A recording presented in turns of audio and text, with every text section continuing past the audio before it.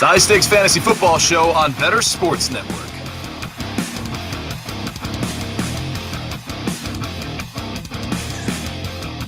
Welcome to week 4, and boy, do we have a lot to discuss going in to the 4th week of fantasy football this season. You are watching the High Stakes Fantasy Football Show live exclusively on the Better Sports Network. I am Eric Balkman from the High Stakes Fantasy Football Hour, the RotoViz High Stakes Lowdown, and of course the Fantasy Football Players Championship. You can follow me on the X at Eric Balkman. Reminder to go to myffpc.com, myffpc.com, to play the FFPC Weekly Challenge. There's no draft. There's no salary cap. You just choose your 10 players or 12 players, depending upon if you want to play with kickers or defenses or not. By Sunday's kickoff, and you can watch them ride throughout the weekend's games. Remember, only one player per NFL team. It's just $35 or $200 to enter, and you can win up to $2,500. Shout out to our producer, the man behind the glass, keeping things on the tracks tonight. He is the incomparable Tyler Soto. And let me welcome in our guest co-host for this evening, the Pros versus Joes draft creator / godfather. He is the source, or at least his website, fantasymojo.com, is the #1 source of FFPC data. He's been on this program before. You follow him on the X at FantasyMojo. From fantasymojo.com, the pride of Pennsylvania, Darren Armani. Darren, welcome in. Hey, thanks, Eric. Good to see you. You know, in Vegas, it's pretty clear you're the hardest working man in high stakes fantasy. Oh, I think you're cloning yourself, because I'll have a conversation with you, you know, in the draft room. Then I walk in the hallway and you're on live with Howard Bender. And then I go down the escalator and you're coming up the other way, you know, commissioning a draft so you're everywhere.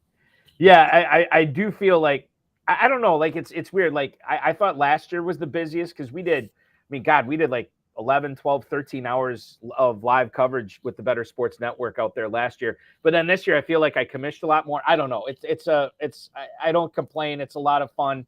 It's my chance to see guys like you, people I only get to see once a year. So I'm glad we did have a couple of short conversations, or maybe just one. I can't remember. But I am repping the Pros versus Joes sweatshirt that you so graciously donated to the Balkman cause. I wanted to make sure I wore that tonight because it is one of my favorite sweatshirts. Fantastic stuff. And I'm already counting down the days to Pros versus Joes 2024. Coming up on tonight's show, we're going to get you set for week 4. All the news that you need to know about as far as injuries, as far as inactives go on tonight's game. Actually, we're going to have the BettorCast popping off in about a little over an hour or so. So you should make sure that you download the Better Sports Network, the BettorCast app, on the App Store and Google Play. Darren and I are going to go through all the picks, the pregame picks for the BettorCast tonight to help you out with that and make sure you're joining so you can win any of the great prizes that we're giving away here at BSN on the BettorCast tonight. That will be coming up at the bottom of the hour. We're also going to get into where Darren stands on certain players right now, as far as cutting, as far as rostering, starting, sitting, and much more. And then the final segment, before we give way to the best of BSN, will be some lineup start-sit advice tonight, including but not limited to Brian Robinson, Gerald Everett, Najee Harris, Jake Ferguson, and much more. That's basically your show tonight. Now, let's kick things off with Austin Ekeler. The latest, so I know he was limited yesterday. I'm looking this up right now to find out, did he get a full practice? And then Darren, interrupt me if you know. He was out there today. I don't think it was a full practice, though. So another limited practice, right? Yeah. Okay, so another limited practice. He's trending in the right direction. If he is active, you're playing him. I think that goes without saying. What's interesting here is if he somehow, maybe he gets downgraded, maybe it's another limited practice, and the Chargers decide to hold him out for week 4, given that they have a week 5 bye next week, and maybe it just be make more sense for the Chargers to bring him back in week 6. If that's the case, what do you do with Joshua Kelly? I get why he would have disappointed us in week 2, right? Because you were going up against the tough Tennessee Titans defense. Nobody runs against them. But then in week 3, man, I mean, against that Vikings defense, and he couldn't get anything going, where Justin Herbert was just shredding them. And I know it's passing versus running, but at the same time, he's got to be better than he was. And now he goes into this game or this coming game, potentially as the starting running back. Again, we don't know for sure, but he gets the Raiders at home. I guess in most of my leagues, I don't have to make a decision on it yet because he's not playing tonight. But I don't really feel good about starting Joshua Kelly at all. Dare I say, is he a desperation play, even if he's the starting running back for the Chargers this week, Darren? Yeah, I mean, I think that's he had a bad game. Of course, recency bias.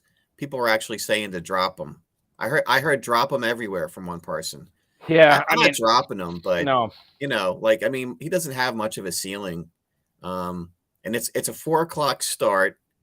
So I'm kind of with that week 5 bye. It'd be tough for me to say that they would run him out there, but be prepared for that. But if Kelly starts, he's like a flex guy. I mean, it depends how desperate you are, but I'm certainly not I'm not crossing him off my list by any means.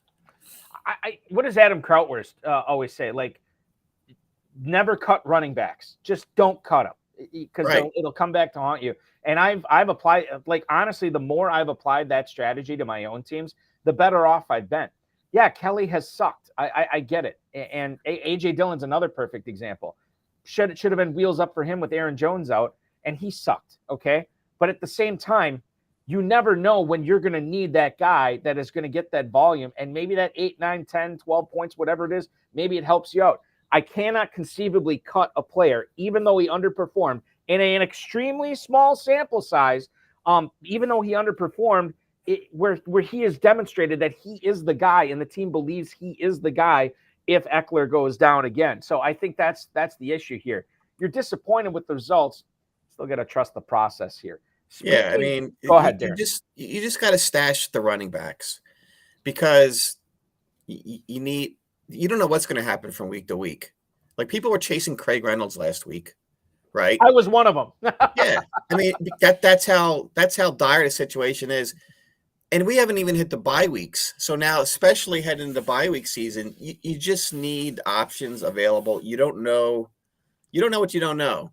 So just don't drop them. Keep them and be prepared for Armageddon. I always say build disaster recovery into your roster, because you don't know what's going to happen week to week. That's the first time I've heard. I saw you tweeting about that disaster recovery plan. I love that phrase because it's so appropriate, right? And I think that's what we kind of do when we're building these teams to begin with. Like, we're getting our stud running backs, we're getting our starting running backs, we're building our receiver core, getting our tight ends, whatever. But then that back half of the draft, I mean, it is all about getting the non-perishables, right? You're getting that can of beans that you can stick on the shelf, in the shelter, in your basement, that if you need it, it will be there to consume. You're grabbing that fire extinguisher that you could put downstairs. So in case of an emergency, you break that glass, you put out that fire with whatever that running back is there. And I think that it's not sexy, it's not entertaining, dare I say, not even fun. But it will be fun when you do have somebody to plug in later in the season. And by the way, that's just the negatives of it. Like, the positives could be now you have an abundance of running backs too. That could happen too, where you have, I already got Josh Jacobs and I got Joe Mixon. They're both top 10 options this week. I guess I could flex out. Who's like Cam Akers or something like that if Madison goes down. And they, the Vikings have a plum matchup like that. This is why you do it. Like, you're preparing for the worst and hoping for the best. And fantasy football is somewhere in the middle, Darren. And especially in this FFPC format, that the tendency of your competitors is to stash running backs. That's sort of the calling card. So if you're not in on that game, you're going to end up with 5 backs, and then, you could be toast. I in one of the main event leagues that I drafted out in Vegas, I drafted Chubb, and I committed the sin of drafting his backup of Jerome Ford. But thank God I did, because I say Ford is maybe like 70% production of Chubb. And if you don't have that, it's a short regular season. You're gonna be scrambling. There's nothing out on the waiver wire for running backs. It's all dirt. And you pick a guy up, and that was Craig Reynolds. People were paying, or Matt Breida. People were paying $300 for Matt Breida on Fab just for the hope or pray that he like falls into the end zone and gets you somewhere close to double-digit points. And who are the backs this week that we keep hearing about? It was like Ronnie Rivers in Los Angeles. You had who's the cat in Indiana? Trey Sermon in Indianapolis. Jeff Wilson in Miami. Like, these are all the guys that, like, you're paying a super premium, or you're paying a super low rate this week. But what happens if something, God forbid, I got Wood here. What happens if something happens to Zach Moss? What happens if something happens, to Raheem Mostert or Devon Achane or, Kyron Williams? Like, then you're prepared. But if you don't pick those guys up, again, it's just like you said, you're paying $300-$400 out of $1,000 bidding budget to try to get these guys the following week. It's just to hope that they're even available. Yes, exactly. Like, they may not even be available because you might have shrewd owners in your league that already picked them up. I'll give you a perfect example. This isn't running backs. This is wide receivers. I already had Joshua Palmer on a lot of my KFFSC rosters, which was good. But I was blown away by how many leagues he was still available in. Like, my God, Joshua Palmer's out there a lot. And because I wasn't proactive the week before, and I get why, it's wide receiver, it's a little bit different. But because I wasn't proactive in picking them up and using those last few spots as roster churn, I ended up having to pay a lot for him. And quite frankly, I don't think I got him in any of my leagues because I wasn't willing to go that high, or somebody else went really crazy on Joshua Palmer. This is all because Mike Williams tore his ACL last week. Daniel Popper, who covers the Chargers for The Athletic, said that Quentin Johnston is going to be used more as a downfield pass catcher. He said the plan was for the Chargers was to bring Johnston along slowly. They can't do that anymore. They have to put him out there, and he's going to be used on those deep 50-50 balls. Now, Johnston has run a route through the first 3 weeks on fewer than 30% of the Chargers' dropbacks, and he's only got 5 catches for a measly 28 yards. He should be rostered everywhere. I pretty much realized he was rostered everywhere when I was looking to see if there's any leagues out there he was as a free agent, and none of my leagues was he available. Palmer was, and I think that's interesting, Darren, because I still view Palmer as the guy that you want as that number 2 pass catcher. Quentin Johnston might develop to be that guy by the middle of the season, by the end of the season, or maybe not at all. I saw a tweet from Dwayne McFarland today, and Dwayne McFarland said something to the effect of, like, why would you be interested in Palmer when he failed to break out last year when Williams and Allen were hurt? And okay, maybe he didn't have a season-long breakout, but I remember him having some pretty productive games while those guys were hurt. And now Williams is out for the year. I think Palmer is the guy that you want here, and maybe Johnston is down the road. I just don't know when that's going to be. Yeah, I mean, certainly in the short term, it's going to be Palmer. And if I'm looking at the games that Mike Williams missed last year, so he was out weeks 9 and 10. Palmer scored 18 and then 7. And then Williams was out 12 and 13. I think he came back too soon in week 11. So he put up 10 and 13, or Palmer put up 10 and 13. So he doesn't have like this crazy high ceiling. And maybe that's why people aren't that could be enthusiastic. Like he's serviceable. He'll be a nice flex. But people, they get juiced up about the rookies, and they almost want to manifest like the Odell Beckham rookie season for all the rookie receivers. So it's at that place. So yeah, Quentin Johnston was rostered way more than Palmer was, and people probably be willing to pay more for Johnston because maybe they're thinking like later season breakout for the sprint, right? When you get into the tourney, that's the guy you want. You should be going for either one that you can get your hands on. But I'd have to look at the ADP to see which one. I'm guessing that Quentin Johnston was probably drafted way ahead of Josh Palmer. Palmer had to be like an 18th rounder, right? He was super late. Yes. I'm looking it up on fantasymojo.com right now to find out where he was. But if I remember correctly, this is a player that is not pedigreed. Palmer is not pedigreed. He is not a guy that, I mean, I'll be honest with you. I ended up drafting him a lot in dynasty leagues a couple years ago because I knew Williams and Allen were coming up to the end of their contracts, and I thought, well, they're not going to keep both of them.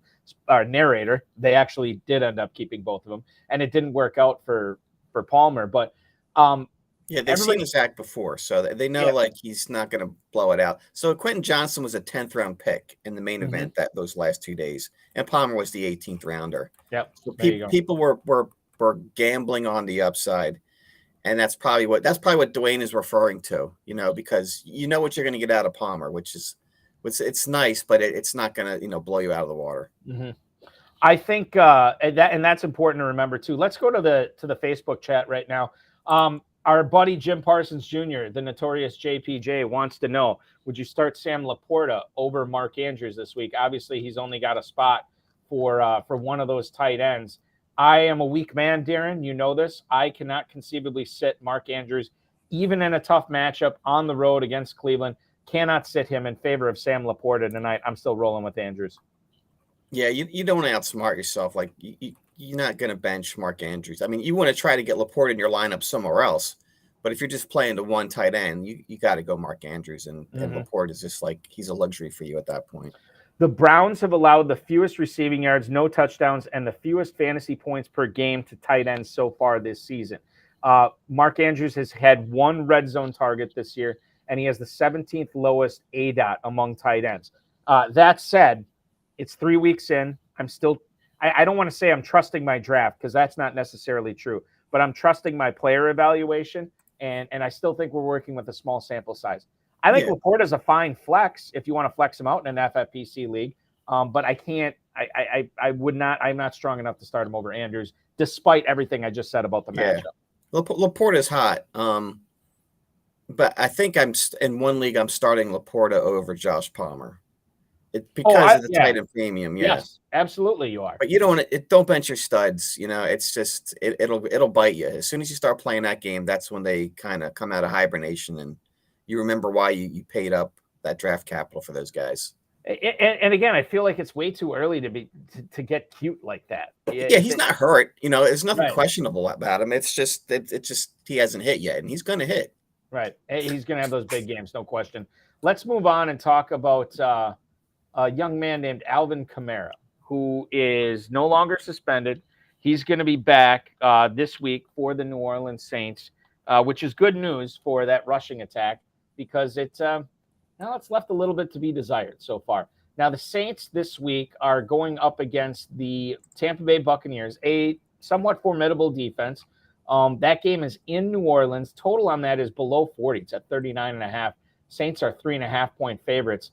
Kendra Miller has not impressed. Jamal Williams has not impressed, and he's on IR. And then you have Tony Jones, who outside of those 2 touchdowns has not wowed us at all.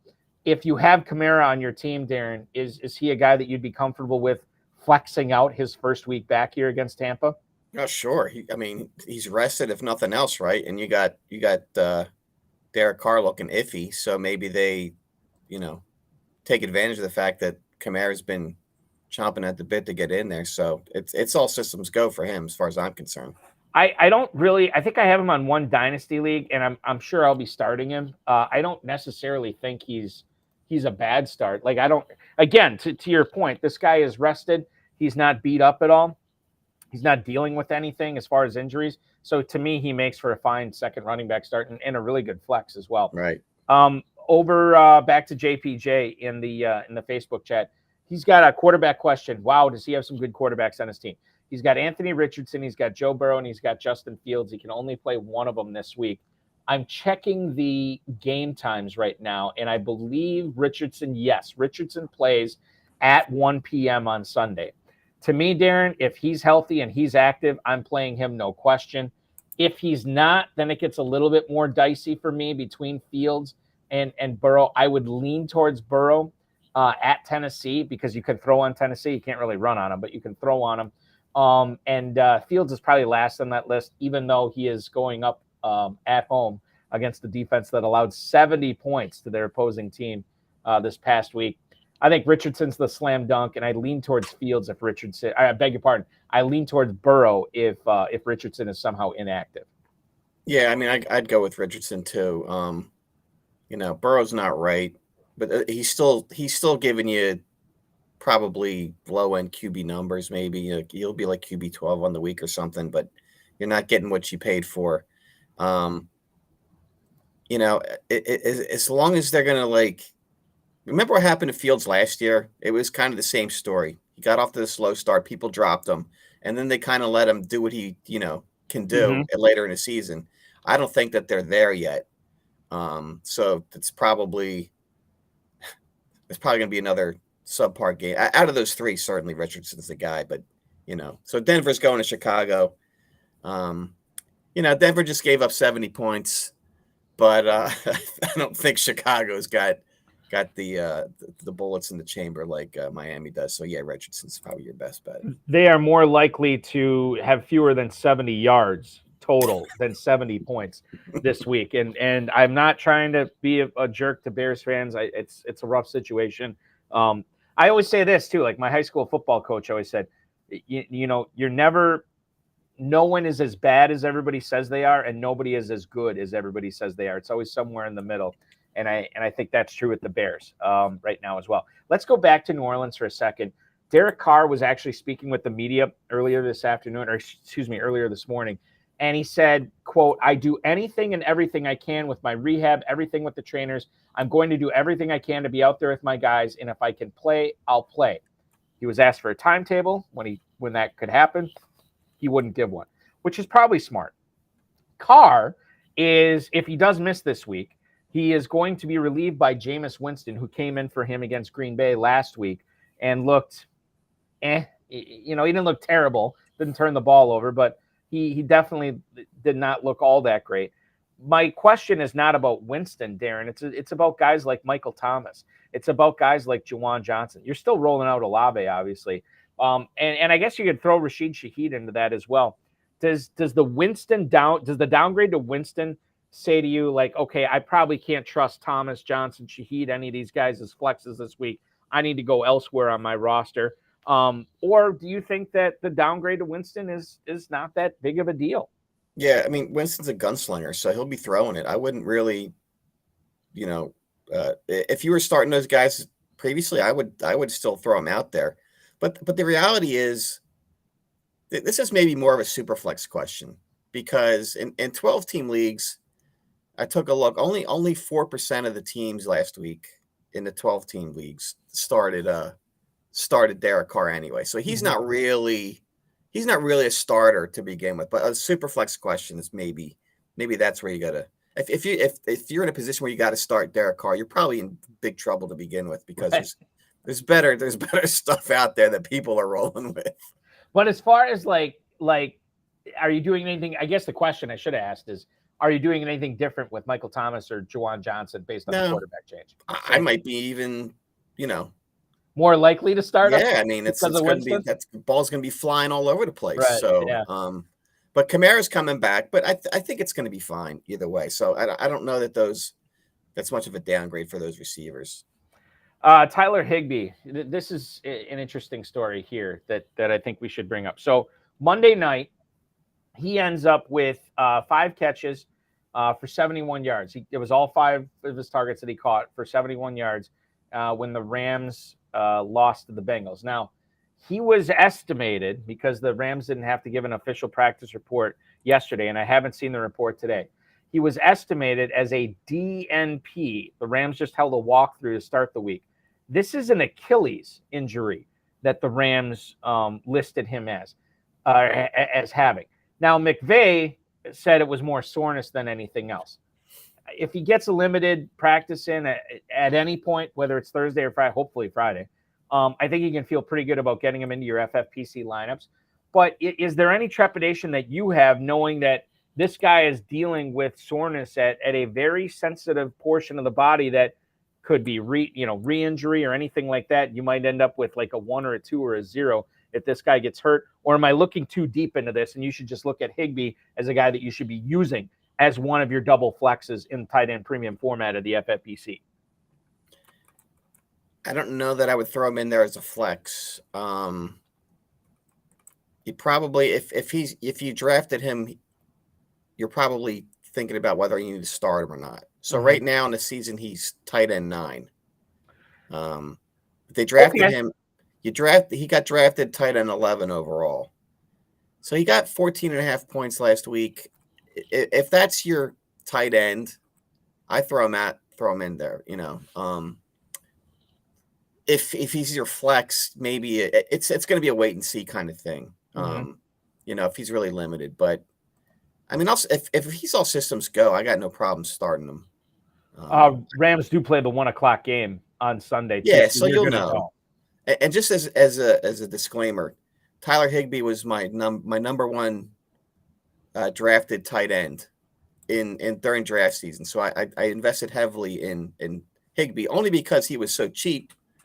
And for best ball and whatnot, he's perfect for that. So, even with Kupp being injured, so he's still seeing the targets. But I don't have a problem with Higbee. So I would, if he's your guy, then I don't know that I'm hitting the waiver wire to like find a replacement for him. No, I don't. Unless he's your only tight end, and you just want to be covered for Sunday morning. Then yeah. But I don't. I mean, we'll probably know. We'll know exactly. Yeah. We will know. We'll know by Friday, like you said. Like if he's limited by Friday, I have no qualms about it. Let's go back to the YouTube chat. Broward Bravado, a longtime watcher, viewer of the show. He's got a running back situation here. He can start 3 of these guys: Derrick Henry, Devon Achane, Kyron Williams, James Conner, or David Montgomery. He can only start 3. Now, Uncle Andy chimed in. He thinks it should be Henry, Achane, and Montgomery. I would actually lean towards Henry, Kyron Williams, and then James Conner here. I don't trust Montgomery tonight. I know that he is healthy enough to play, but he is still sharing that backfield with Gibbs. They might choose to work him in a little bit slower, although Devondre Campbell is out tonight for Green Bay too, so that could pave the way for Montgomery. I just happen to like Conner, Williams, and Henry better. The upside is definitely there. Those are the 3 I like. Darren, who would you say? Well, so who's Tennessee got this week? Tennessee is at home against Cincinnati. Yeah, that might not be a Henry game if you think about it. I don't know how to bench him. Well, so and by the way, let's bring this up. Have there been any Henry games yet this year? Because it seems like Tyjae Spears is out on the field more than Derrick Henry has been so far this season. Yeah, no, he had a couple good games. So Henry had 14 points week 1. He had 19 points week 2. So he had that TD. So I think it's case. So Montgomery's out. So who are we getting rid of out of those remaining? Well, I mean, if you don't like Montgomery and if you don't think it's a Henry game, then for you it'd be Kyron Williams, James Conner, and Devon Achane. Achane, God, quarter in the jar. Achane. He's getting fancy on us now that he had a notable game. He's going to be starting some sort of running back conspiracy website called achan.com. And I think that's why he had to get the branding out there for it. I'm imagining. I'm just, throwing it out there. Yeah. So is that what you think? Achane Williams and then Conner and sitting Henry? Connor. Conner, we should share. He is at San Francisco. That is a tough matchup. That's not. I'll probably stick it with Henry. Just Henry could, Henry's still Henry. Yeah, Conner at San Francisco. I'm a little concerned about that. Otherwise, I might have stuck with Conner. But let's go Henry, Achane, and Kyron Williams. Yeah, I can get on board with that. I think the one thing we are saying is like probably stay away from Montgomery, which just means it's the kiss of death for my Green Bay Packers, as Montgomery will probably rush for 150 yards and 3 touchdowns tonight. He'll probably have some big plays, but not put up huge numbers. You never know. It's going to be an entertaining game tonight. By the way, we're going to preview that game coming up in about 4 minutes here. Before we get to it, Tutu Atwell, 4 of 9 targets for 50 yards and a touchdown. In the week 3 loss to the Bengals, he had a 22-yard carry in that game as well. We could get into the conversation of what happens to Tutu Atwell when Cooper Kupp comes back. I don't think we should have that conversation yet this week. That's more of a conversation for next week or whenever Kupp comes off IR. But he's at Indianapolis this coming week. I had no shame about starting Atwell in a couple of leagues this past week. Darren Carey at KFFSC, where you have to start 3 receivers, had some injury issues. I put him in there. I was pretty happy about it. And I heard Mike Shope and Adam Krautwurst talking about Tutu Atwell versus Garrett Wilson for week 3, and they didn't know which way to. And it turned out that you should have started Atwell over Garrett Wilson, which that's another conversation. But Atwell going forward here, when you look at him this week, I feel like just same way I'm looking at it as last week. Atwell at Indy, I could start him as a 3rd wide receiver and feel pretty good about it. As a flex, I'd feel all right about it. Yeah, I mean, you got to keep riding it. I mean, I'm shocked at what he's doing. I am too. I don't get it, but I'm loving watching it. It seems more of a function of Van Jefferson's disappointing. And I think I'd have to go look. I recall like the first waiver wire after Cooper Kupp got hurt. Everybody went out and got Van Jefferson, while Puka and Tutu were like right under their noses. So you don't know what's going to happen. But the question with Tutu is like, if Kupp comes back, because we still don't know what's going to happen there. What happens to him then? This week for sure, I'm starting him. I think he's probably a wide receiver. He's definitely a flex if nothing else. I think that there is a non-zero chance that the way the Rams have been playing and the way that McVay has been coaching them, there is a non-zero chance that Kupp can come back and maybe not be Offensive Player of the Year Kupp, but still be, a top 15 type receiver to maybe a top 10 receiver right away. And you can still make a case that Higbee and Nakua should not only be started, but maybe Atwell still being flexed out. I don't know. There's a non-zero chance of it, and maybe I'm being a little bit bullish on the Rams offense. But that might be tough. We'll figure that out when it comes to it, because he'll still have big games. Yes, in best ball, he's still going to be huge for you. And I think the other thing too is Nakua has become such a target hog, and the Rams have gone out of their way to say that once Kupp comes back, Nakua is still going to be heavily involved in the offense. And maybe you're right. Maybe it is one of those things where it's like, I always bring up the Patriots offense from years ago when you had Rob Gronkowski, Aaron Hernandez, Brandon Lloyd, and Wes Welker all being drafted super early.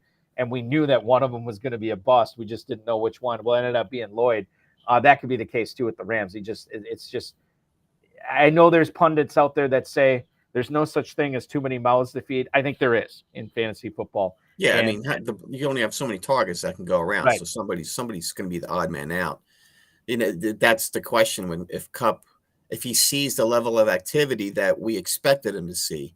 So it's probably better news that Puka and Tutu maybe stay viable when Kupp comes back than, maybe you see 80% of what he expected out of Kupp. We'll see. So we just got to get him back first, because people invested first-round picks on this guy, and it's painful. You got to weather the storm and hope he gets back all right.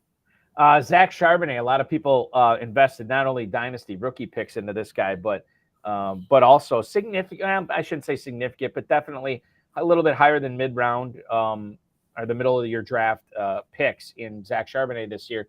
For the first time, he saw 11 opportunities in the game that he played against the Carolina Panthers this past week.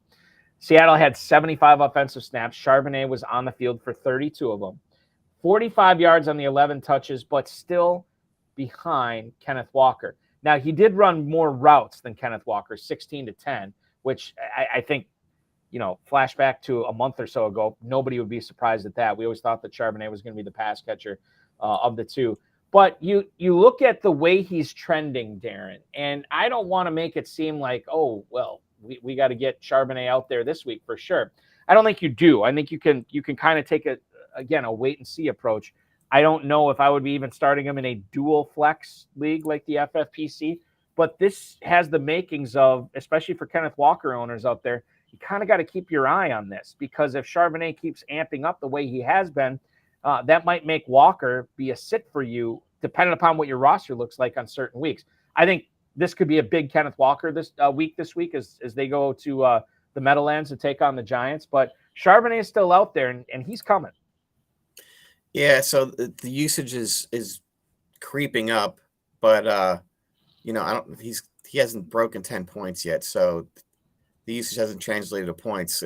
Walker's getting all the touchdowns, and Walker's getting, that's the surprising thing, is Walker's the one who's been more productive catching the ball as well. Yeah. So this is one of those situations where you just have to wait to see that he breaks through before you throw him in there.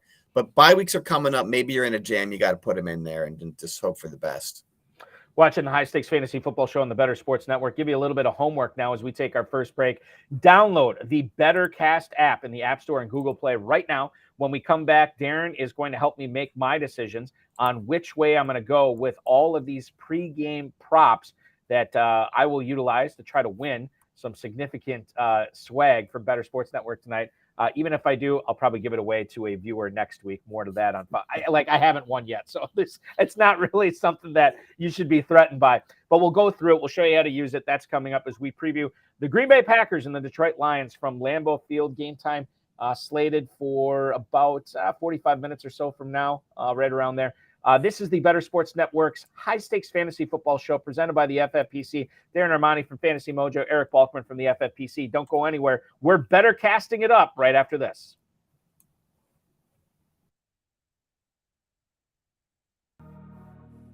The Bears have to be one of the most inept franchises of any sport I've ever seen in my entire life. And they share the city with the White Sox, who are also inept. Like, that is how bad the Bears are.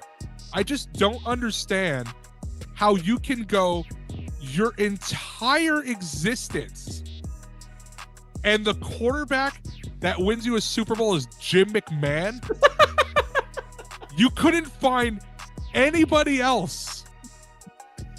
They don't have a good history with quarterbacks, and they let him be the quarterback for a long time, too. Deshaun Watson and Patrick Mahomes right there. Mm-hmm. And you drafted Mitch Trubisky. They were right there. I there's a lot of pain in being a Falcons fan. The Bears are one of the teams I could argue they might have it worse, and they have a Super Bowl. And when the best quarterback in the past 50 years is Jay Cutler, you have a problem.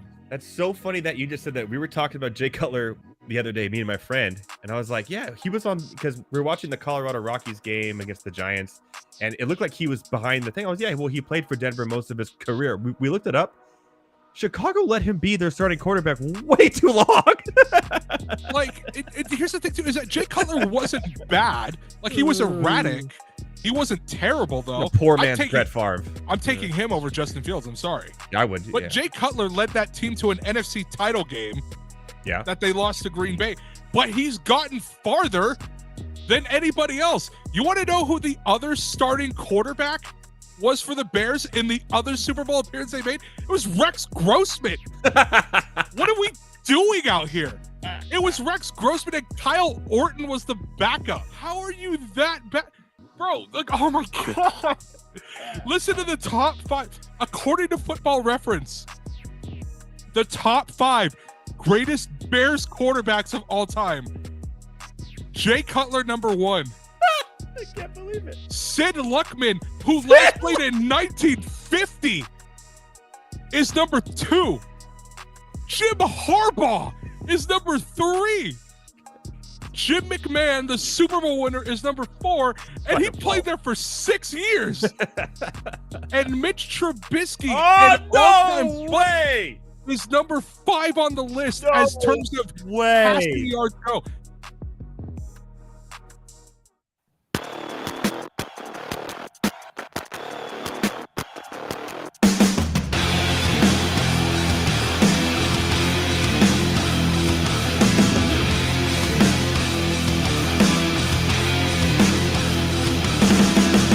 22 minutes until the top of the hour here on FFPC's High Stakes Fantasy Football Show, exclusively on the Better Sports Network. I am Eric Balkman from the FFPC, Darren Armani from Fantasy Mojo joining me as well. And I know a lot of people, Darren, fantasymojo.com, at Fantasy Mojo on the X. A lot of people think like, oh, it's so great with the ADP and the stack data or whatever. But the season doesn't stop for you. Like, you still have a ton of great in-season tools that you are utilizing for everybody, all your subscribers at Fantasy Mojo as well. Yeah, so once we get past draft season, the things that people are coming to us for is waiver wire data. Like, we produce valuable summaries of what happened in a given waiver run. There's 2 waiver runs. So we put that out there. Percent ownership of players in the main event and Football Guys or Fantasy Pros tournaments is useful, just as a quick reference to gauge how the availability of players. And then the other thing that we have are so the best ball tournaments that FFPC runs, we have the leaderboards for those that we crank out like Tuesday AM, like right after the Monday night game is finished. And it's cool because you can look at the leaderboard and then you can click on a team and then see the draft board. So you can see how do these guys get to the position that they have. And it's really interesting. Like sometimes it's not at all what you would think. Like the Superflex leader was not a guy who went after quarterbacks early. So it's always interesting to see, like, so this week there's a lot of Achane on the top teams, though. It's a lot of trivia. Once we get to, so that's it's more like fun and games, right? Just it's information like that. Once we get to the sprint, the championship rounds or the main event and the Fantasy Pros tournament, it's really back to serious business because we'll have, we'll break out the teams that are in the sprint and we'll look at what players are owned across them. And if you've had any conversations with the main event winners the past 2 years, they've used that data to drive decisions that they've made in starting players, during weeks 15 to 17. So people can go back. Actually, if you go to our website and look at, there's like a testimonials page, some of those conversations are on there. It's like how they use that data in season to help them make decisions that took them to the title. Because it's not just your draft. It's your draft, and then it's how you attack waivers, and then it's lineup decisions, and then it's mixing a little bit of good luck, but it's all part of the puzzle to take down these tourneys. We got a fan of yours, ML, right now in the YouTube chat. Darren, you rock, man, on your waiver winning bids. I greatly appreciate you use median as opposed to mean. So much more useful, smart dude. Well, that's why we have him on shows like this. We want him. Full disclosure, somebody told us that we had the average, but then if you have like a couple $900 bids skewing the data, median's where you want to be. Where was that midpoint across the spectrum of bids? So yeah, that's definitely more useful. I want to bring some usefulness to watch the game tonight. The Packers and Lions getting ready to kick off here shortly. We will have the BettorCast going here at the Better Sports Network. You can actually play BettorCast tonight during the Lions and Packers game. Kickoff slated for about 38 minutes from now. You can predict what's going to happen in the game, can score points, win big prizes, chat with our community about all the big plays, the top performers and busts in real time. A lot of the people who are in the chat room for this show tonight will be in the BettorCast as well. You can watch Thursday Night Football, play the free contest. The more questions you answer, the more tickets you win. And you can redeem those tickets for authentic NFL signed gear, collectibles. You download the free BettorCast app in the Apple App Store and Google Play. You have to be 18 years or older. So for all the teenagers that are watching tonight, huge demographic for me for whatever reason. And I'm just kidding about that. You won't be eligible to play. However, we are eligible to play. I have my BettorCast up on my phone right here.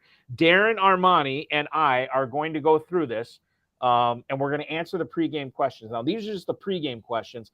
There'll be questions that pop up throughout the BettorCast tonight when you're watching it during the game, and you can answer those questions for more points and more tickets. So we'll kick things off here.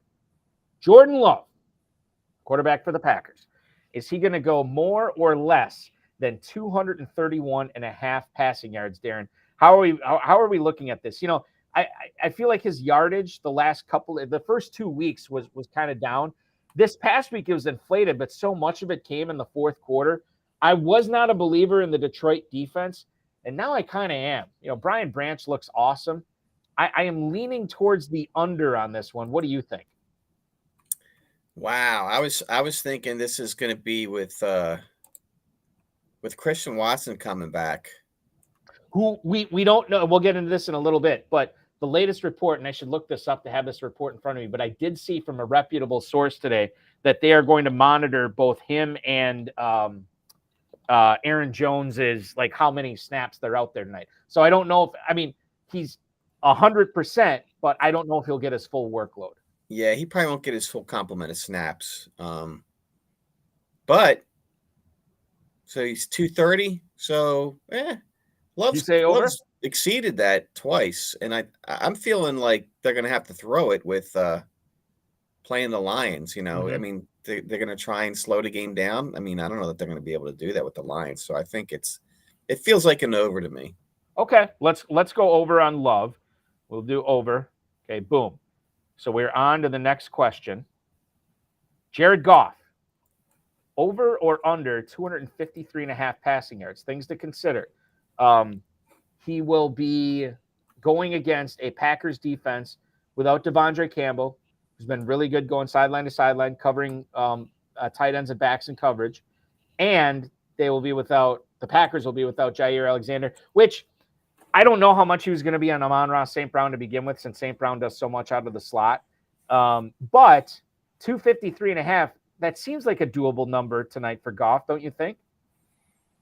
Yeah, I just feel like it's going to be a high-scoring game. Like, traditionally, the Thursday night games have been duds, but the NFL seemed to like get things in gear and put some better games on Thursday nights. And so Goff's had 253, 323, and 243. So I mean, that's kind of where he should be at, what they put there. So that's kind of like seems like we should go over, number, like you said. Yeah, going over.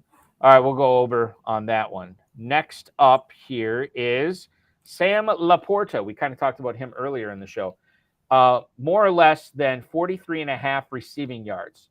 Now, he shattered that last week, but like one of those catches was like 40-something yard touchdown.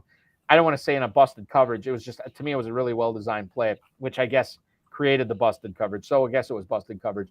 43.5 receiving yards. I feel like the Packers have done okay against the tight end so far this season. Pitts and Jonnu Smith, they were all right for Atlanta, but I don't think any of them ran wild against the Packers. Obviously, you didn't see a big game from Juwan Johnson. Jimmy Graham did get the touchdown for New Orleans this past week.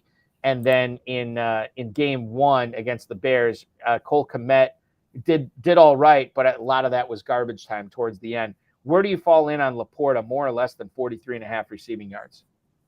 Laporta's hot. I mean, I can't go under on him right now. So 43.5, I think he can do it. His over-under on catches is 4.5 catches. So I think I'm going to I think he beats that. And if we think it's a high-scoring game, the other thing to keep in mind is Laporta is probably arguably the number 2 option, at worst number 3 option. But to me, it's been St. Brown and Laporta carrying that passing game. So yeah, 43.5 seems definitely doable for me. Brower Bravado also saying that he'd lean towards the over on that. Okay, let's go to the flip side. The other tight end across the field, Luke Musgrave. His same question, but his receiving yards, 38.5. Now, Musgrave was great last week. I've been a Musgrave guy even throughout drafting season. I thought he was going to be a really good tight end. I don't know if I expected this much from him this soon. But you also have to keep in mind that some guy named Aiden Hutchinson is going to be out there tonight. Lions defense had 7 sacks in the previous week against Atlanta. And David Bakhtiari and Elton Jenkins, the all-pro left side of the Green Bay Packers line, will not be playing tonight. I would think that Musgrave would maybe be in the block a little bit more than he maybe traditionally has been so far this season. But 38.5 is not a high number, Darren. Yeah, I think I'm going to go under on the Musgrave with Watson coming back. That probably eats into what he's been doing. I think. Yeah, so I'm going to go under. Watson and Jones too. Yeah, that's the other thing. And Jones has been a force in the past. Seriously, I mean, Jones is the guy. So maybe they've had to leverage Musgrave more than they wanted to early on. He comes back down to earth a little bit, I think. Let's go on to Jahmyr Gibbs here. Rushing yards set at 57.5 on the BettorCast. Jahmyr Gibbs will now be sharing the backfield once again with David Montgomery, who is active for tonight's game. I think he was sort of miscast last week, doing a lot of the Montgomery work. And as a result, wasn't all that effective, wasn't all that efficient overall. I think that the ship gets kind of righted tonight. I already told you that Devondre Campbell's not playing for Green Bay. And he obviously was going to have part of his duties. We're going to be monitoring and covering Jahmyr Gibbs. A lot of that will fall on Quay Walker now. But you have Jahmyr Gibbs at 57.5. Does that strike you as too high? I think that's too high for just, again, this is not total yards. This is purely rushing yards, which doesn't strike me as Jahmyr Gibbs' forte, even though he is a running back. Yeah. I think he's going to be under. We got Montgomery back, right? So Yep. I think that might be a little too optimistic. He'll probably do more damage catching the ball. It's disappointing too because man, Gibbs was the second, third round pick in draft season. Like people were all over him, and he just hasn't been that yet. And with Montgomery coming back, that kind of dampens the outlook a little bit. But yeah, so I'm going under on that one. All right, let's get into Christian Watson here. More or less, 36.5 receiving yards. Doesn't take a whole lot for Watson. He is a big play guy. I think Broward Bravado pointing out all it takes is one catch here with Watson to go over 36.5 receiving yards. Green Bay's medical staff is extraordinarily cautious. Christian Watson needs all those soft tissue muscles for him to really be the best form of himself that he can be. I can't imagine Green Bay is going to put him out there and say, hey, we're not going to let you open it up all the way with your legs. I think they're going to let him open it up. I think he wants to open it up. The question is Love going to be able to have that chemistry with Watson right away where they are on the same page with the deep ball? We saw the Packers struggle with the deep ball in preseason, even in the early part of this season, and quite frankly, maybe a little bit last week. This is something that takes time to develop the chemistry, knowing where to put the ball, knowing where the receiver likes the ball. 36.5, I don't want to say it's a sucker's bet, but when you think about it, one catch could put it over, but will he get that one catch, Darren? I think he does. And I think that line even went up today. I think it's at 38 now. We're pounding the over then. We are pounding more than 30. It will. So Broward Bravado, I think he's right. It's only going to take one play for him, even on the reduced snap count. Like he can do that easily. It's not going to shock me. Let's stay. We'll get back to the BettorCast in a sec. I want to help out play good buddy Rich Bates hanging out in the chat. Another Eagles fan who is popping in tonight. Josh Kelly or Luke Musgrave. He's got to look for a flex in his FFPC team. Musgrave, I've been singing his praises. Kelly has not been great. It's tough for me to start a backup, who I think is going to be a backup running back, over a starting tight end. But Kelly's best game this season, Darren, was when he was a backup to Austin Ekeler and had all those fantasy points, which got us so excited for him when Ekeler was out. I'm going to play Musgrave here over Kelly. Yeah, and if you got to make the call tonight, that's unfortunate because you don't know what's going to happen with Ekeler. But I would go Musgrave and get off to a decent start, for the week instead of potentially getting to zero. If for some reason Ekeler does end up going. Or like a negative for Kelly. Could see you get like maybe 5, 6. I mean, they say in these decisions, go for the upside. So who's going to have the upside in that scenario? It's going to be Musgrave. Whether we just said we think he's going to go under, but he does have that upside. Kelly doesn't really have the upside.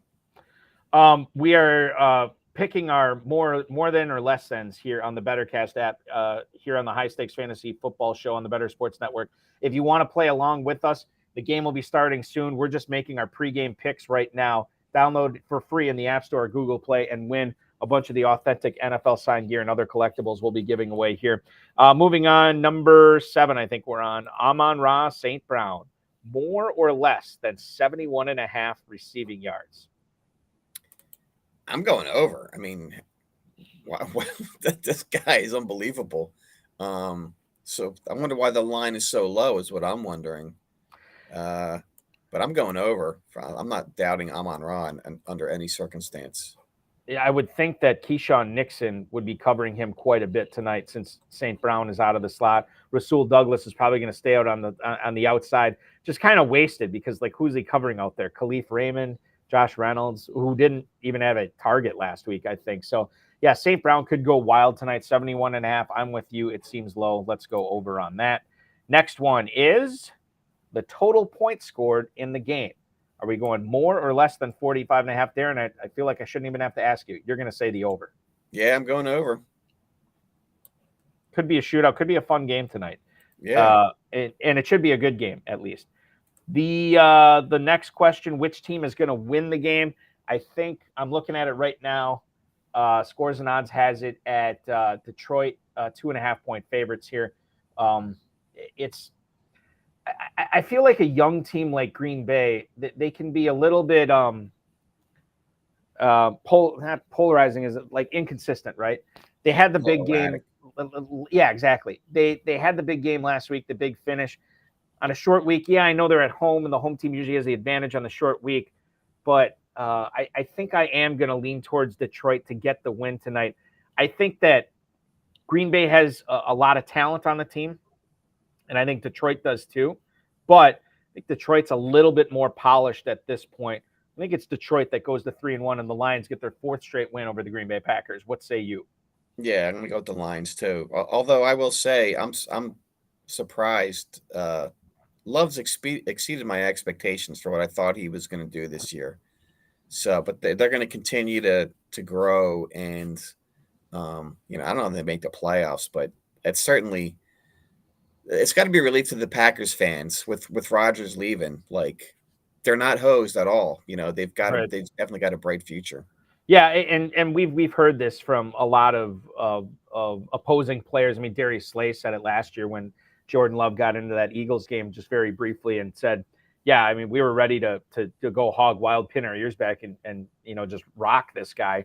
And he ended up doing really well against us. We've heard from a lot of other players that have played against Jordan Love that Green Bay has a good quarterback. Still going to be growing pains. He's not going to be this good all season. In fact, it could be a down night for him tonight. He's done an excellent job taking care of the ball so far. I was cautiously optimistic that he'd be all right this season. I think he's been better than all right so far, with a lot of room to grow. We'll see what happens there. My wife is hanging out on Facebook right now. She says that my son wants me to come home right after the show so I can watch the game with him. Yes, tell him I will come home right after the show. I will watch the game with him tonight, so he can watch his beloved Packers with me, and my beloved Packers too. I don't know why I said they're his. They're ours. Which team's going to score first? This is the last one on the BettorCast. Is it going to be the Packers? Is it going to be Detroit? I think it'll be Detroit. Detroit is. Now, we don't have to answer this for the BettorCast. First. I'm just curious. Do you think it's going to be a field goal or a touchdown? I think it's going to be Montgomery. Really? Yeah. That's my gut feel. Gut feel is David Montgomery getting the first score tonight. That's the BettorCast. So all of my picks are locked in here.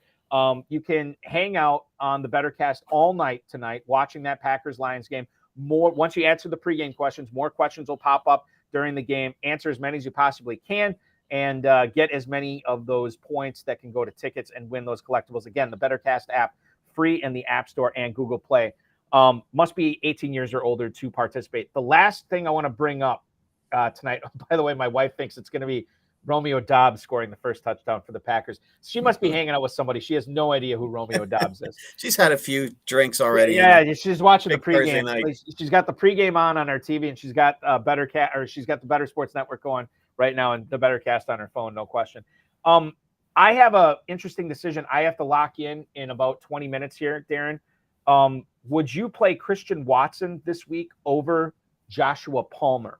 It's a flex question for one of my KFFSC. Again, full point PPR for that. Would you want to play Watson tonight or wait until Sunday afternoon to play Joshua Palmer at home against the Raiders? I have that decision in the league, and I'm starting Palmer over. They're going with Palmer. Just for this week. Right, yeah. Go ahead. I think Palmer's going to do well on Sunday. They're going to go in opposite directions. Watson's going to ascend, and then Palmer's Watson going to start high and then start going down. Watson could be more of like a steep ascension too, right? Yeah. Whereas like Palmer could be like more of like a steady, decline, whatever. Right.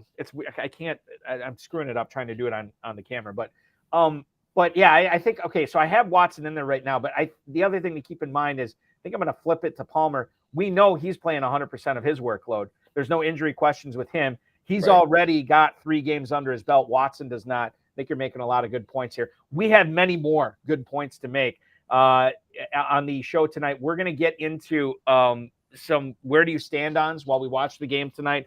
We're going to get into Zach Moss. We're going to get into Matt Breida. We're going to get into Kenneth Gainwell. That's a good one for you as well. Breece Hall and much more. Darren Armani from Fantasy Mojo at Fantasy Mojo on the X, fantasymojo.com. I'm Eric Balkman from the HSFF Hour and the FFPC RotoViz High Stakes Lowdown.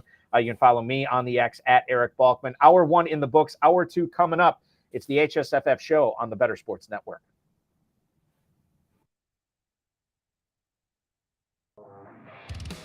Jake Ferguson, I think, is going to be one of the biggest frauds in fantasy, to be honest. I'm trading Jake Ferguson in Dynasty for anything right now. I'm trading him in redraft if somebody will take him. He scored the touchdown on a 1-yard play this week, but this guy, last week, he played 75% of the snaps, only ran 50% of the routes. This week, we were hoping that would change. He only ran 21 of 43. Not even half again. So we were hoping it would improve from 50, worse than 50. So Jake Ferguson, not the guy we want. And you saw it. I mean, if you watch the game, they weren't locked in on anybody. They had Hayden Hendershot out there, got a goal line carry. Luke Schoonmaker, the rookie, scored a touchdown. Like, they are not committed to just one tight end. And if you have CeeDee Lamb and Michael Gallup and Brandon Cooks and Tony Pollard, if the tight end isn't playing every single snap, then he's not relevant. I mean, even if the one guy was playing every snap, you're not going to get a Dalton Schultz because there was no Brandon Cooks last year, and Michael Gallup was coming off an ACL. So the conditions changed, and now this guy's playing a partial snap share. Sell Jake Ferguson now. And people tell me, oh, Dak Prescott loves throwing to the tight end. That's not even true. There was a guy on Reddit that just posted a study. His name is, like, I Call Cats or something like that. Great study, though, that showed that Dak Prescott doesn't target the tight end on an above average level. I mean, CeeDee Lamb got 156 targets last year. 156. And Michael Gallup and Noah Brown combined for 150. So, and the running backs combined for 85. So what is it? Does he love the tight end, but he also loves CeeDee Lamb, and he also loves the other wide receivers, and he also loves the running backs? Or just Kellen Moore just throw the ball a ton? That's what it was, right? So it's like this whole he loves the tight end situation, that's not even true. Right? Or he just loves everybody. Maybe he does love the tight end, but clearly he loves CeeDee Lamb. No? Like, clearly he loves the running backs. So just don't worry about it. Forget about it. Trade Jake Ferguson for whatever you can get right now.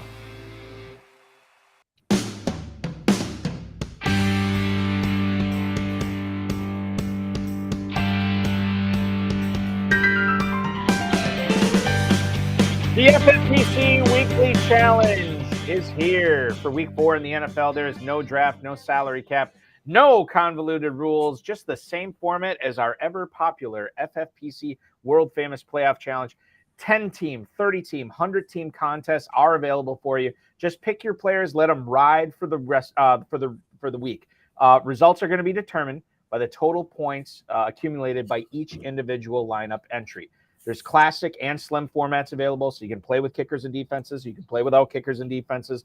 $35 and $200 price points. There's a contest for any budget. New users will actually get $25 off their first FFPC entry of $35 or more. Just use promo code ALARM at myffpc.com. The promo code is ALARM at myffpc.com.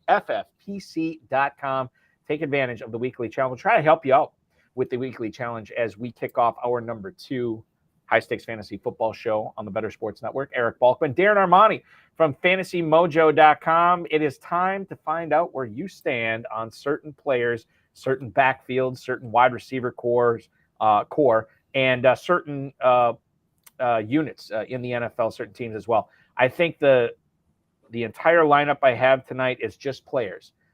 Treylon Burks is going to kick things off. Treylon Burks, 6 catches for 99 yards for the season. Caught 1 of 6 targets, including a really bad drop on Sunday, and also, by the way, hurt his knee. Limited in practice yesterday. He got a DNP today, which is unfortunate because Hopkins also got added to the injury report today, limited with an ankle issue. I think that when we look at this week, and we'll frame the question that way. When you look at the Titans situation this week, I mean, it's tough to make the decision to start Treylon Burks against Cincinnati, right? I mean, where do I stand on him? It's not good. I don't have him a lot of spots. What's going on with Treylon Burks in your mind, Darren? Yeah, I mean, it was people were hot on him, and then as soon as they signed Hopkins, it's kind of been what we thought it was going to be, and Hopkins is going to be the focus. Man, it's tough to throw him into the lineup. I mean, whether or not Hopkins gets in full practices, he's out there. So it depends on your options. He might be like a secondary flex at best right now. I think at best, and that's being generous. Like I don't know, maybe there's something going on. I mean, I don't know how you get 6 targets and you only catch one of them and you have a really bad drop. To me, that's like a focus thing. That's a mental preparation thing. If it's just one drop or whatever, that's fine. But to not catch 5 targets, and I didn't see the game, so maybe they weren't catchable. I don't know. But it's tough to be high on Treylon Burks right now. Rubio wants to know in the YouTube chat, why isn't Aaron Jones suited up? I can assure you that I've already seen him suited up on the field. He is suited up. Don't worry about it. If he's in your line, he's in my lineups, so don't worry about it. He's out there. He's suited up. He's all good to go. Where do you stand on this? Put this on the board. Where do you stand on Zach Moss? I can't believe we're asking this question. Week 4 of 2023, but he's been great, Darren. 30 carries for 122 yards against the Ravens last week. He also had 2 grabs for 23 yards and a touchdown.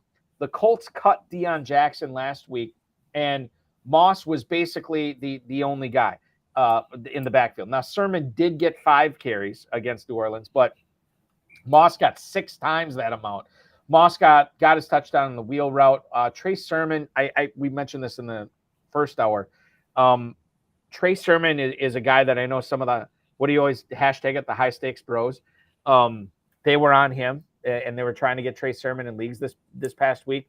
But as far as Moss goes right now, man, he is locked and loaded as my starter, and I'm loving it right now because I don't really see an end in sight for this Jonathan Taylor thing. Yeah, I mean, so once we get to week 5, I guess we'll have a little bit of clarity on what's going to happen, but it doesn't seem. I mean, if Jonathan Taylor was putting these numbers up, everybody would be like thrilled, right? So he's hit 20 points the last couple of weeks, so it doesn't seem like the need is there. The question is, does Zach Moss hold up, right?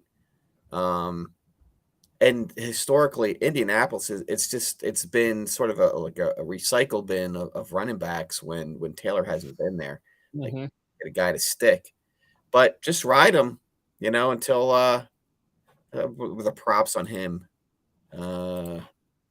Look at Indianapolis if they even put the prop out there. Nah, I didn't see anything out there for Moss.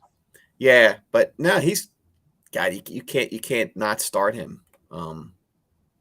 It's unbelievable because I wasn't on him, right? We had picked up some Deion Jackson initially, but based upon what he did last year, but they're going to keep feeding him the ball. The 30 carries last week. That's crazy. All right. So Rubio is giving me a heart attack right now. So he said he just saw Jones coming out of the tunnel in sweats. Now, I already saw him in his full uniform tonight. I'm looking on the X right now. You got to look on the Twitter machine. I'm looking on the Twitter machine. I'm not seeing anything about Aaron Jones, like if he tweaks something. They're both officially active, it says. Yeah, I don't. Again, unless something just developed or something, I'm not seeing it right now. But don't worry, I'll be watching like a hawk because I still got time to get him out of my lineups. But I'm not seeing anything on Twitter right now about him getting hurt in warmups or anything like that. So that's the best advice I can give you, Rubio. There he is. I'm looking at him right now. Wheezy's bringing him out of the tunnel, and Jones is in full gear. All right. And anytime Lil Wayne is bringing you out of the tunnel, it's going to be a good night. Someone's trying to scare you, Balky. Yeah, well, yeah, I don't know. Maybe Rubio, I'm playing him in a league or something this week, and he wants me to bench. I don't know. I don't know what's going on. A guy I benched everywhere, and I don't feel bad about it, but man, I wish I had Devon Achane in my starting lineup last week. There's no way. I never considered it, so it's just one of those things that he goes off with 50 plus points. It stinks, but going You're not alone. forward, Only 3% of the people that owned him started him in the main event in the Fantasy Pros tourney. I know a guy who had to start him in Dynasty because Aaron Jones was like his last healthy running back and he couldn't play Jones. So he had to start Achane. And I think he had Mostert on that team too, now that I think about it, which is insane in some Dynasty league. Anyway, Devon Achane is on a team that just put up 70 points, 4 touchdowns last week. A lot of that came, I don't want to say in garbage time because pretty much that whole game was garbage, but Devon Achane going forward, to me, he's still kind of a tough start, right? Because Mostert's still the guy there. Mostert got a ton of touches. Mostert got 4 touchdowns last week, right? So Achane is like, I know we're excited to start him this week, but I don't know, man. I think you got to exercise a little bit of caution. Where do you stand on Devon Achane? Achane. Throw him some respect. There's recency bias, and then like this is recency bias like times 10. He's got the talent, and he'll produce if he's got the ball. But you know what he reminds me of? He reminds me of like Tony Pollard, like 2 and 3 years ago, where he was like, if like he gets a ball, he's going to do something, but he's not going to be the featured guy. As long as somebody else is viable, it's going to be a committee. So he's maybe he's a flex. It depends on your options, but he's not going to do that again. That's probably going to be the best game of his career. Yeah, and we don't want to throw water on the rookie, people, because that's what they prophesized happened, right? Yes. But I don't think it's sustainable.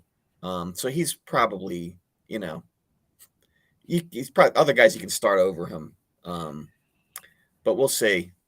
Maybe if you get 15 points out of him, like that's probably you're going to be super thrilled on a given week, and it's going to be hit or miss. Like Pollard was hit or miss when Zeke was running the show. If he gets into the game in the right situation, then he's going to deliver. He could get you 5 points too. So it's going to be tough. And Dizzle is going to be super upset about Javid Best. Is this Javid Best 2.0? Exactly. I think about the similarities, right? Neither one was a first round pick, but I think they were like pedigree guys, like round 2, round 3, or whatever it was. Didn't start off the season as the guy, but all of a sudden came out of nowhere in like the second or third game and put up a 50. And then we all know the story of Javid Best. Concussions ended his career, or one significant concussion ended his career. God, I hope that doesn't happen to Achane. And not just because I have him in so many leagues, because he looks like a special talent, and it could be a lot of fun watching him. So I would be thrilled to like have him on more teams, but it's going to be tough to like extract production that you need when you throw him into the lineups. It's going to be hit or miss. Derrick Henry, we kind of talked about a little bit already. Did you have any other thoughts on where you stand on Derrick Henry? I feel like you kind of shared him, right? Well, I think, people have been up and down, like, on him being dust, right? He's just like got so many miles on him, and it's probably finally, he's not, falling off a cliff like a quarterback does when it happens. But it's the usage and the productivity is probably not going to be there, especially as we move through the season as well. And the Titans, I mean, the game scripts are not going to be. They're not going to be leading by a lot of points, or he's going to be protecting a lead either. So it's disappointing, but it might be we're seeing the descent a little bit ahead, especially with Tajay. I mean, they want to give him opportunity too. He's the future. So, all right, Darren, we got our another one. And I'll bring up the first question I answered without you, but in the BettorCast right now, we got the live question. How many points will be scored in the first quarter? Now, these are weighted differently. If we say 0 to 7, we get 12 points if we're right. If we say 8 to 14, we only get 10 points if we're right. If we say 15 or more, we get 30 points. Which one of those, which bucket are we picking? 0 to 7, 8 to 14, or 15 or more? This is points scored by both teams in the first quarter. I'll go 8 to 14. 8 to 14, even because that's the lowest payout. We only get 10 points for that. If it's 15 or more, which is 3 scores, and I know that's a lot, we're getting 3 times the points for that. We're getting 3 to 1 odds. I mean, you get nothing to lose and then go for the highest payout, but I don't know, like, what you're competing against. Well, no, because I mean, obviously, if we take 15 or more to try to get the 30, then and we're wrong, then everybody else who chose 8 to 14 is going to get. So you need 3 scores, huh? You need 2 touchdowns. And you're the one who said it's going to be high scoring. Not all in the first quarter. I mean, all right, we're going to go. We're going 8. We're going 8 to 14. We're going 8 to 14. I also had one, and it's coming up with the kickoff. plus 40 points if the opening kickoff is returned, 10 if it's not. Not returned for a touchdown, just returned in general. I said yes, just because 40 versus 10. You know your kicker better than me. Well, that's the thing. Like, I feel like does he get touchbacks, or what's the deal with him? him? Well, no, he's got the leg too, but I saw a lot of like where he kicks it short of the goal line, that just to induce the return. And to me, like 4-1 on that, I would rather have that. So that's the way I went. I also is Anders Carlson kicking off right now, or is it Detroit? I don't even know who won. I don't even know who won the coin flip. Yeah, I don't either. I'm looking at it right now. It is the Packers kicking off here. Anders Carlson. He's got a touchback percentage of only 53%. So quick, lock that in that they're going to return. I locked it in. It's already locked in. We're good to go. Now we just got to hope that he kicks it short of the goal line and they don't fair catch it here. And the kick is going to be into back of the end zone. Okay, so we missed on that. All right, it is what it is. We got plenty. That's the great thing about the BettorCast, and download it free in the App Store and Google Play right now, so you can play along with. It's like you're in the sports book. There's so much action. Yeah. You can feel the energy. Yes. Oh, absolutely, you can. It's palpable. What has not been palpable has been the Giants running back backup situation. Saquon Barkley was limited in practice. I don't know if he's going to go this week. Matt Breida, the touchdown saved him. Where do you stand on Matt Breida here going forward, Darren? It's not a great situation for the Giants. Like I said earlier, you hope he falls into the end zone. Maybe gets you 8-9 points. I mean, it's not a dynamic situation for him. Giants have been kind of a mess. Although I do feel good about Danny Dimes this week. Monday night, I think he's running around. I think he's getting you because that guy, like, he was the reason why people won, tournaments last year. I mean, he went nuts that last week of the tournament. So he's got that high ceiling. But we're talking about Matt Breida, and he's not very exciting. I said I was kind of down on Trevor Lawrence this week, and to one of my other shows, and I said I would play Daniel Jones over Trevor Lawrence this week, which I know is probably not a popular opinion, but I could totally see Jones having a big week this week for sure. Well, they're playing in London too, and those games have been bad so many times, so that wouldn't shock me at all. I would probably, I would throw Danny Dimes to start. I want to ask you here. We'll keep it on the Giants conversation. Darren Waller, I know you've been tweeting about this too, and a lot of people have been tweeting about how disappointed they are in regards to